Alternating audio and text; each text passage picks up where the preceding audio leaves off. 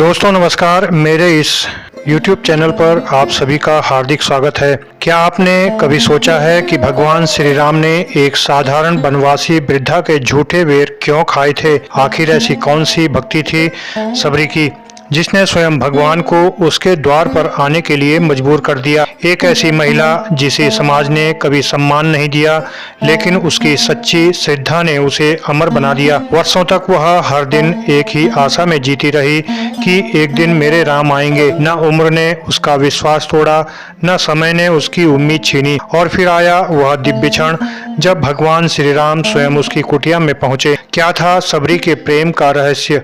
कैसे उसकी अटूट भक्ति ने उसे मोक्ष का मार्ग दिखाया? जानिए श्री राम और सबरी की भक्ति की यह हृदय स्पर्शी कथा, जो आपके मन में श्रद्धा और विश्वास का नया दीप जला देगी।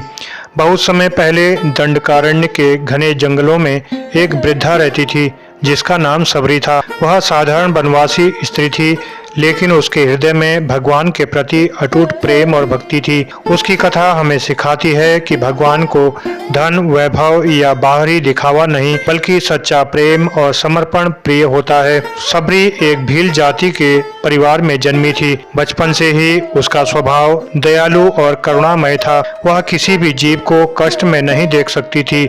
जब वह युवावस्था में पहुंची तब उसके माता पिता ने उसका विवाह तय कर दिया। विवाह के अवसर पर उनकी जाति की परंपरा के अनुसार अनेक बकरियों और पशुओं की बलि दी जानी थी। जब सबरी ने उन निर्दोष पशुओं को बंधा हुआ देखा तो उसका हृदय द्रवित हो गया। उसने सोचा, मेरे सुख के लिए इतने जीवों की हत्या क्यों की जाए? उस रात वह चुपचाप घर छोड़कर जंगल की ओर निकल गई। उसने निश्चय किया कि वह ऐसा जीवन जिएगी जिसमें किसी भी जीव को उसके कारण कष्ट न हो। भटकते भटकते सबरी एक दिन महान संत मतंग ऋषि के आश्रम पहुंची। वहां अनेक ऋषि मुनि तपस्या करते थे।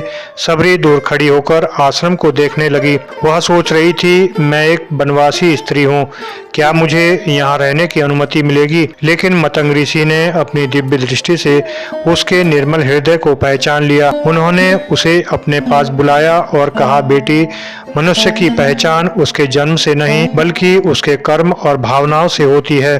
तुम्हारा हृदय पवित्र है, तुम यहाँ रह सकती हो। सबरी की आंखों से आंसू बहने लगे। उसे पहली बार ऐसा स्थान मिला था जहां उसे सम्मान मिला।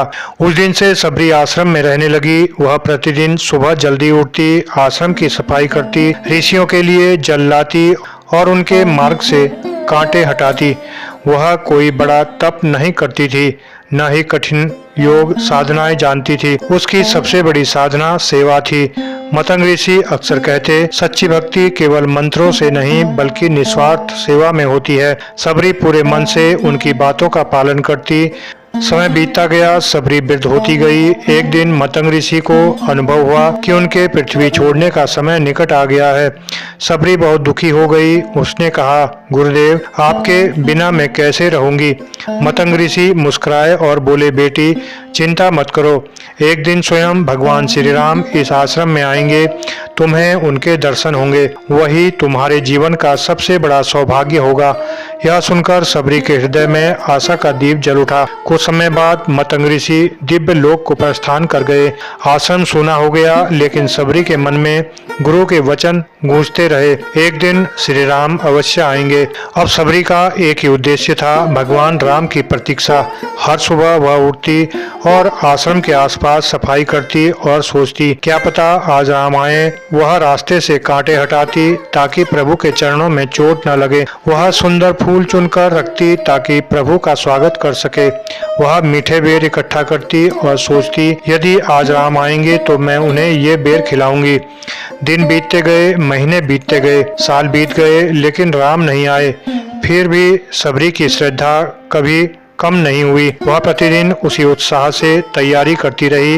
लोग उसका मजाक उड़ाते और कहते, तुम बूढ़ी हो गई हो, राम नहीं आएंगे। लेकिन सबरी मुस्कुराकर कहती, मेरे गुरु का वचन कभी असत्य नहीं हो सकता। उधर अयोध्या में भगवान श्री राम को 14 वर्ष का वनवास मिला। वे माता सीता और भाई लक्ष्मण के साथ वन में रहने लगे। वनवास के दौरान रावण ने माता सीता का हरण कर लिया।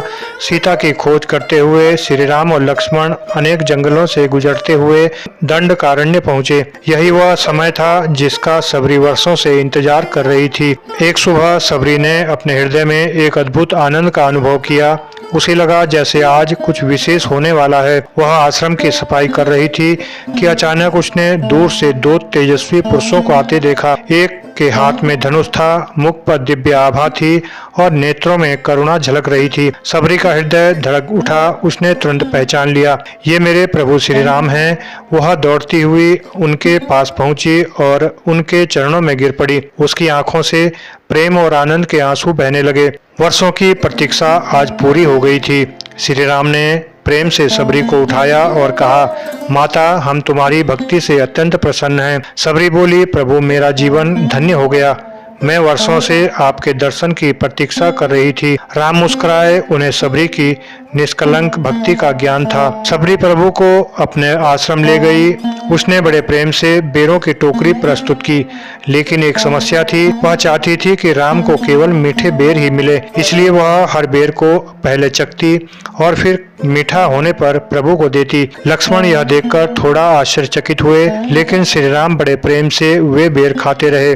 उनके लिए वे बेर किसी राजभोग से कम नहीं थे, क्योंकि उनमें प्रेम, श्रद्धा और समर्पण मिला हुआ था। भगवान बाहरी वस्तु नहीं देखते, वे भाव देखते हैं। आज भी सबरी के बेर भक्ति और प्रेम का सबसे बड़ा प्रतीक माने जाते हैं। सबरी ने विनम्रता से पूछा, प्रभु, मुझे बताइए कि सच्ची भक्ति क्या है। तब भगवान श्री राम ने उसे नवदा भक्ति का उपदेश दिया। उन्होंने कहा, संतों का संग करना, भगवान की कथा सुनना, गुरु की सेवा करना, कपट छोड़कर भगवान के गुणों का गान करना, मंत्र जाप और दृढ़ विश्वास रखना, इंद्रियों पर नियंत्रण रखना, संसार में भगवान को देखना, संतोष और सरलता रखना, पूर्ण विश्वास और समर्पण रखना।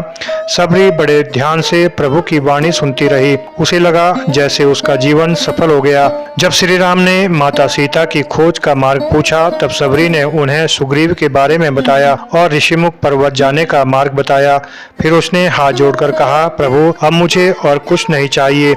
आपके दर्शन से मेरा जीवन पूर्ण हो गया है। श्री राम ने उसे आशीर्वाद दिया। भगवान के चरणों में ध्यान लगाकर सबरी ने अपने जीवन की अंतिम प्रार्थना की। उसका मन पूर्णतः प्रभु में लीन हो गया। कहा जाता है कि उसी क्षण उसे मोक्ष प्राप्त हुआ और उसकी आत्मा परमधाम को चली गई। देवताओं ने उसकी भक्ति की प्रशंसा की। जिस सबरी को संसार ने एक साधारण वनवासी स्त्री समझा था, वही अपनी भक्ति के बेल पर अमर हो गई। श्री राम और सबरी की कथा हमें कई महत्वपूर्ण संदेश देती है। भगवान को जाति, धन और रूप से कोई मतलब नहीं होता। सच्ची भक्ति में धैर्य और विश्वास आवश्यक है। गुरु का वचन कभी व्यर्थ नहीं जाता। प्रेम से अर्पित की गई छोटी सी वस्तु भी भगवान को प्रिय होती है। सेवा, विनम्रता और समर्पण ही भक्ति का वास्तविक मार्ग है। जो व्यक्ति सच्चे मन से भगवान को याद करता है, भगवान स्वयं उसके पास आते हैं। दोस्तों, सभी की भक्ति केवल एक कथा नहीं, बल्कि विश्वास, धैर्य और प्रेम की अद्भुत मिसाल है। उसने वर्षों तक बिना थके, बिना शिकायत किए भगवान की प्रतीक्षा की। अंततः उसकी अटूट श्रद्धा से स्वयं भगवान श्री राम को उसके द्वार तक पहुंचा दिया। इसलिए कहा जाता है, भगवान तक पहुंचने का मार्ग ज्ञान, धन या शक्ति से नहीं, बल्कि निष्कपट प्रेम और सच्ची भक्ति से खुलता है। दोस्तों, आशा करता हूँ आपको यह कथा पसंद आई होगी। कथा पसंद आई हो तो वीडियो को लाइक करें, शेयर करें और मेरे इस चैनल को सब्सक्राइब जरूर करें। जय श्री राम, जय भक्त सबरी माता।